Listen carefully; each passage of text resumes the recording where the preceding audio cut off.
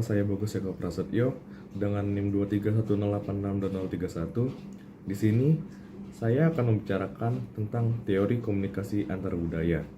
Saya mengambil teori komunikasi antar budaya karena latar belakang hidup saya, di mana saya lahir, tumbuh, dan berkembang di dalam kebudayaan-kebudayaan yang berbeda. Lalu, apa itu komunikasi antar budaya? Komunikasi antar budaya adalah komunikasi yang terjadi ketika individu yang memiliki kebudayaan yang berbeda dengan individu lainnya, atau kelompok yang memiliki latar belakang budaya yang berbeda dengan kelompok lainnya melakukan interaksi. Oleh karena itu, perlu pemahaman seperti keamanan, sopan santun, atau peramalan aspek tertentu ketika akan melakukan interaksi dengan lawan bicaranya.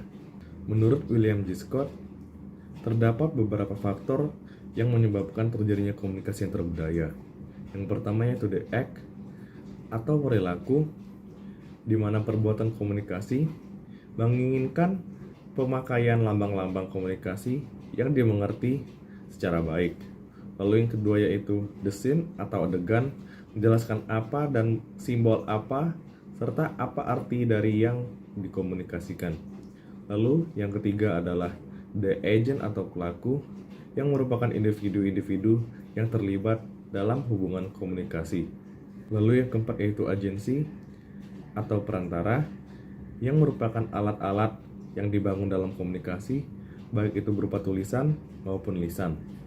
Lalu yang kelima adalah purpose, di mana menurut Grace dalam buku Komunikasi Administrasi dan beberapa faktor penyebab kegagalannya yang ditulis oleh Miftah Toha, terdapat 5 tujuan komunikasi antar budaya. Yang pertama yaitu tujuan fungsional, yang merupakan hal untuk mencapai tujuan.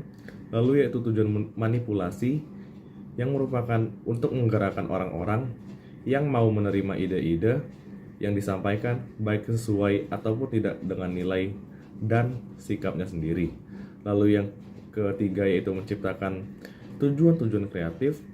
Dan yang keempat adalah tujuan keyakinan, di mana untuk mengembangkan keyakinan orang-orang pada lingkungannya.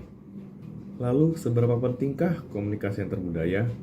Menurut DeVito, pada tahun 1997, ia mengungkapkan beberapa hal yang menyebabkan komunikasi antar budaya begitu penting.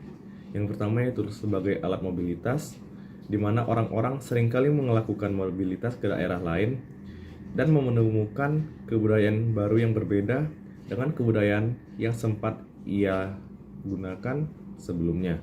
Lalu yang kedua untuk pola imigrasi, dan yang ketiga saling ketergantungan ekonomi, di mana ketika negara-negara bergantung pada kemampuan komunikasi efektif dengan kultur-kultur yang berbeda.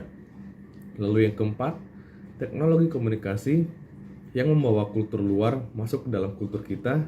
Dan yang kelima yaitu stabilitas politik, yaitu ketika stabilitas negara kita dipengaruhi oleh stabilitas politik negara lainnya. Beberapa contoh tentang komunikasi antar budaya berdasarkan bentuknya yang dikemukakan oleh DeVito. Yang pertama yaitu komunikasi antara kelompok agama yang berbeda. Contohnya komunikasi yang terjadi antara umat agama Muslim dengan umat agama Kristen. Lalu yang kedua yaitu komunikasi antara dua subkultur yang berbeda, contohnya dokter dengan pengacara. Lalu yang ketiga yaitu komunikasi antara subkultur dan kultur yang dominan, contohnya saya yang merupakan orang Jawa, tumbuh dan berkembang di lingkungan masyarakat Minangkabau. Lalu yang keempat yaitu komunikasi antara jenis kelamin yang berbeda. Demikian yang dapat saya sampaikan. Terima kasih atas perhatiannya. Mohon maaf atas segala kekurangannya.